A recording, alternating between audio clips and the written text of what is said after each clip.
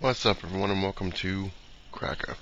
As you can see, this is my little tribute video to the Ultimate Warrior who passed away on Tuesday. I think it was the 8th. Unbelievable. This is actually, this is the third time I'm making this video, because a couple times, the first one I didn't like the way it came out, so I kind of redid it. And then the second one was just a lot of rambling, didn't really do it justice, so I'm going to try to keep the rambling down. And I also wanted to show a few things I didn't have when I made it the second time, so I wanted to get it right. But, yeah, if you don't know, Ultimate Warrior passed away. Quite honestly, like the previous video I made of this when I tried, it was kind of dreary, I guess, so I figured I'd switch it up. But I actually took it pretty hard. I actually took it a lot harder than Undertaker losing the streak. I still am taking it kind of hard, which is a little weird because I don't even know the guy. Never met him, don't know him, and it feels like I lost like a family member. I know it sounds really weird. I was talking to my friends about it because they had mentioned it to me like the very next day on Wednesday. I didn't know that he passed away. And I turned my phone on and I had, a dozen messages like, do you know what happened? I'm like, no. And then I thought somebody from my family or one of my friends was hurt or passed away. And I was like, what's going on? Like, oh, the Warrior died. I'm like, what? And I was just like, I was just like shocked. And my fiance came downstairs. She's like, what's going on? I'm like, the Ultimate Warrior died. She's like, who? I was like, yeah. She didn't know. And I just sat there and I kind of like, I guess absorbed it, but I couldn't shake it. Could not shake it. That the guy passed away. I was like, he finally gets inducted into the Hall of Fame. He's finally brought back into the WWE, and then he passes away. And the first time he's been on Raw in, like, I think it was like 10-something years or something. I don't know. 96, I think, was the last time he was on Raw. So, yeah, what is that?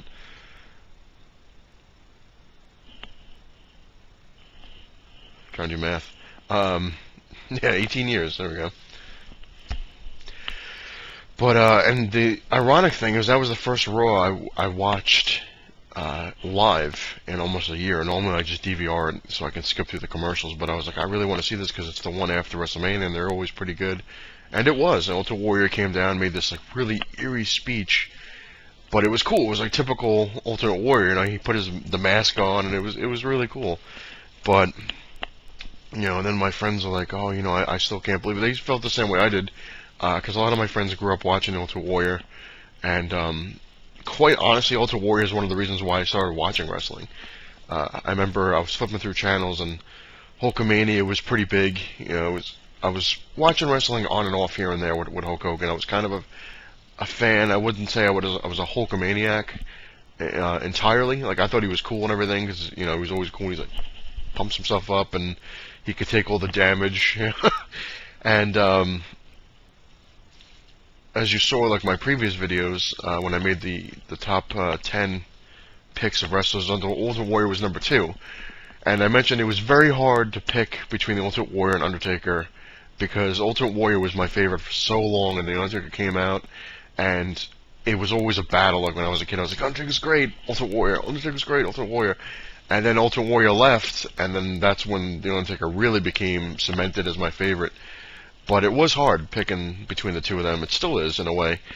But, yeah, my friends, when I was telling them, I was like, it's just weird. I just can't shake the fact that he passed away. I was like, it really feels like somebody, like a member of my family died, or, and my friend's like, yeah, I felt the same way. He's like, it kind of just sticks with you. And I was like, yeah, it's insane. So I didn't feel too stupid, because I'm sitting there, I was like, I feel like a moron, because I never met this guy, and I'm pretty upset about it. But what's interesting, too, is today was it Sunday the 13th, April 13th. Tomorrow on Raw, they're actually having, supposedly it's completely dedicated to Ultimate Warrior, which is pretty damn cool. Because as much as sometimes you see WWE didn't never want to admit it, Ultimate Warrior was massive. Like, he was an icon, basically. Everybody knew the Ultimate Warrior. Everybody knew all this, his ring entrance, shaking the ropes, his music. Everybody knows it. And he was just fun to watch. He just was. I mean, his matches didn't last very long, but they were just cool. You know, he would just kind of come running out of nowhere, shake the ropes, beat the crap out of somebody, shake the ropes, and run out. And that was it. Like, he didn't stick around to really, you know, do anything. And his promos, his promos were freaking fantastic. When you were a kid, you were glued. You were like, you didn't know what the hell he was talking about, but you were just sitting there like. Now when you're older, you're looking at it like, what the hell is he talking about? You know? But yeah, they were pretty good. The one thing I find interesting, and this is no disrespect to anything on this, is that it's amazing like how much right now the WWE is going, like for the Ultimate Warrior. Like, you know, they're having the tribute day. They're having, you know, they have a whole thing like a guest book you can sign online, and you can donate money to his family, which is cool, and you can send flowers and all these things, which is really cool. But I remember when the Macho Man passed away, they didn't do any of this stuff, not that I can remember. And he was pretty big too. It's interesting. I don't know. I just think it's interesting. Maybe because the Macho Man isn't in the Hall of Fame. I don't know. That's a whole other story. But what's interesting is, like I said, how they're not kissing ass. They're doing the right thing, the way that this should be done. You know, on SmackDown on Friday, they had a little, you know, thing. Ultimate Warrior passed away and stuff like that. But yet, like I said, I'm trying to see when this came around. But give me one sec. Sorry.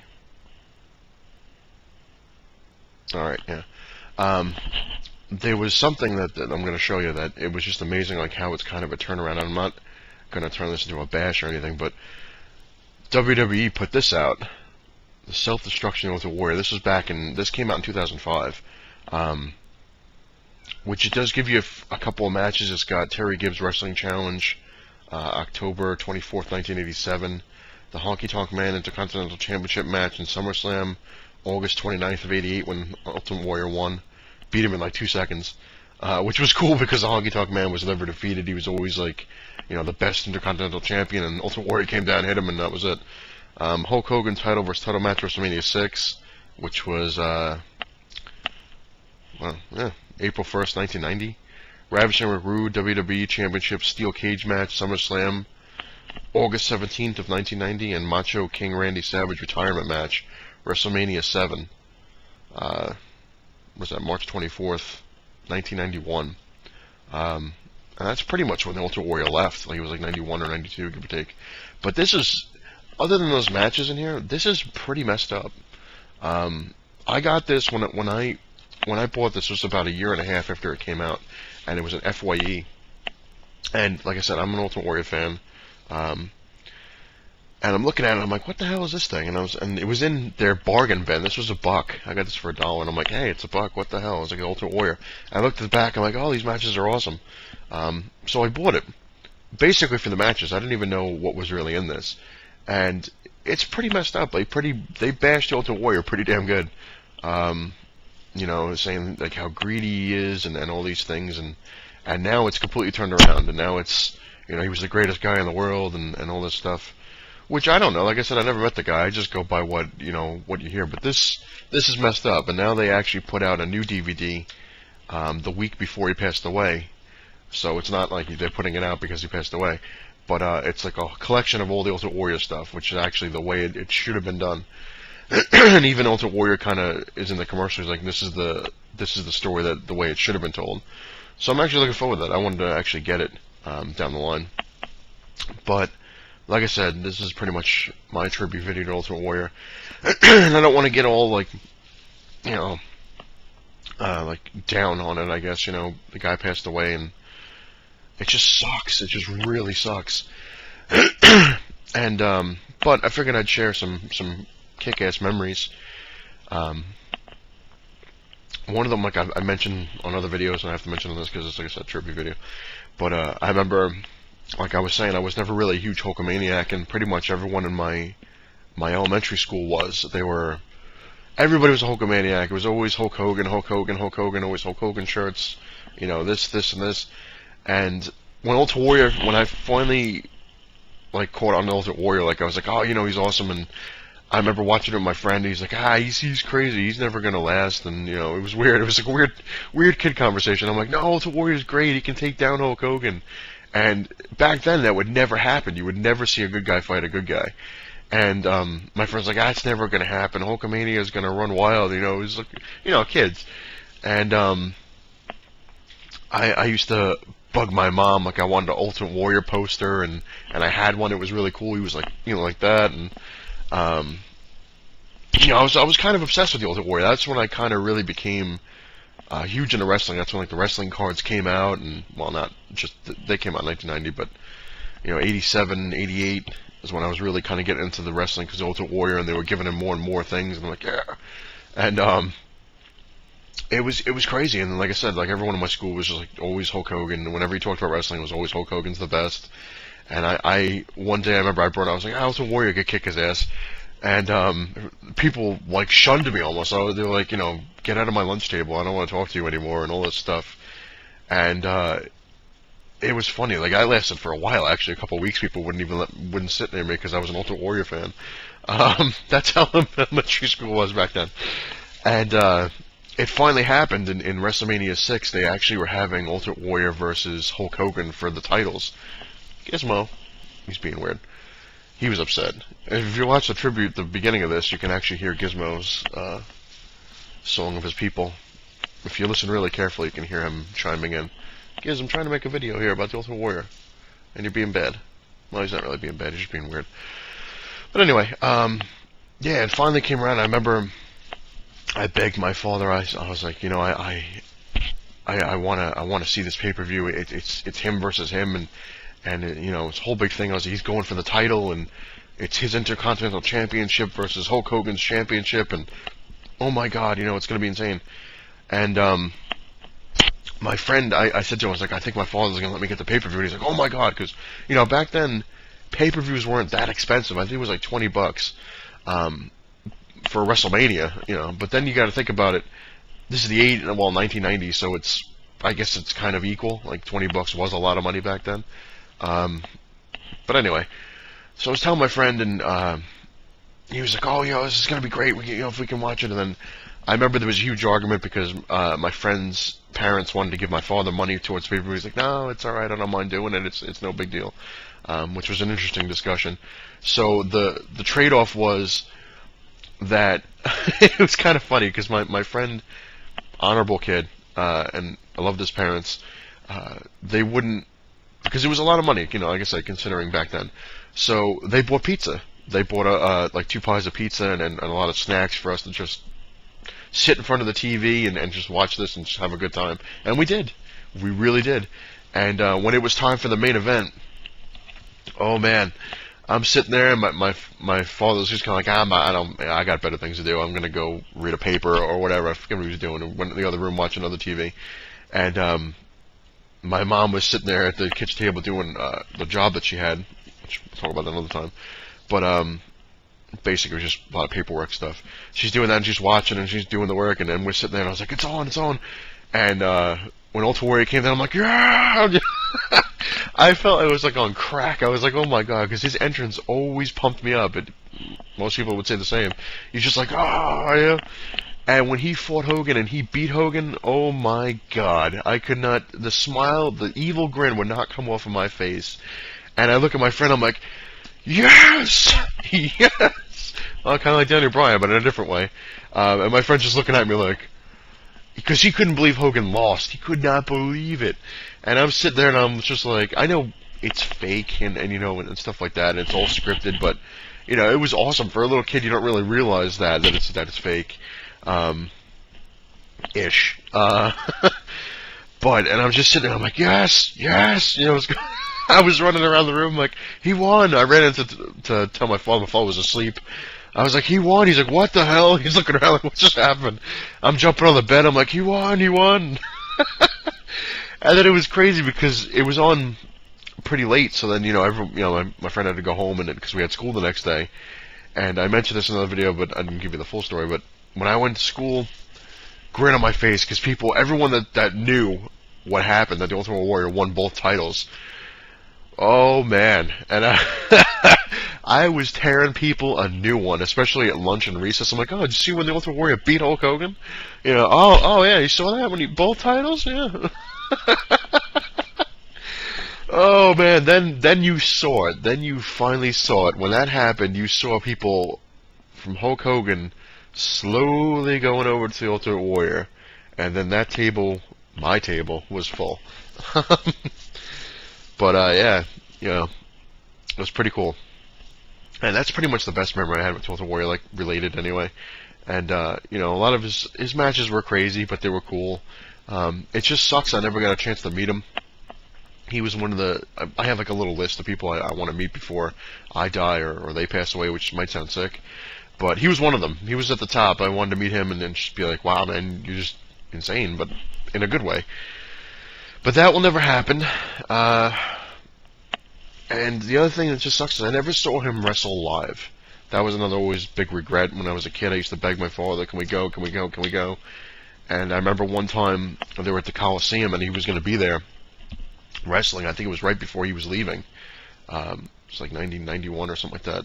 And my father's like, "Fine, you know, I'll see if I can get tickets," because my father hated, didn't really hate wrestling, but just hated stuff in general like that. I don't know, it's weird. But he always liked to go to boat shows and car shows, which is nothing wrong with that. I mean, that was actually kind of fun. But and he got to give my father credit. He tried. He really did. This is before the internet, so you can't just go, "Oh, there it is." He went down there after he was working like 19 hours, and then he went to try to get tickets, and they were like long gone. Like this was, you know, that's how fast they go. You know, same thing now. But he tried, and he's like, I couldn't get tickets. I remember him calling me from Nassau Coliseum. He's like, they're gone, man, they're gone. And I'm like, oh. And he, like I said, as much as the crappy things my father's done, he had his good points as well. And he actually tried to get a scalper the night of the thing. We went down. Actually, no, I think it was a couple nights before, because I remember I wasn't there. He was public thing, and he wound up paying, I think it was like almost $200 for 2 tickets. Like, again, back then, that's, you know, I think they were like maybe like 10th or 11th row or something like that. And I remember him coming over, he's like, "I got tickets, you know, we'll go," you know. I'm like, "Oh my God," you know. And my mom was like, "Oh, you know," I was happy. And then I look at the ticket. That's why you don't buy stuff from scalpers, other than it being illegal. I look at the ticket, and it was from the year before. So the guy basically screwed my dad out of $200. And he's looking, he's like, "What the hell?" And I was like, "It's from last year." And he's like, "You got to be kidding me." And he's looking at it, he's like, "You," and I was like, but see, my father, he didn't know. He didn't know what the hell he was looking at. He just said, "Hey, I need wrestling tickets for tonight." And, "Oh, here you go. I got them. All right, $200. Are you out of it?" "Yeah, all right, fine. My kid wants to see it." So always check your tickets. But I remember my father. This is what happened. This was kind of funny, and I felt kind of stupid. But he tried again. He took the tickets because they weren't ripped, and he's like, "We're gonna try anyway." And I'm like, "What?" We went down there.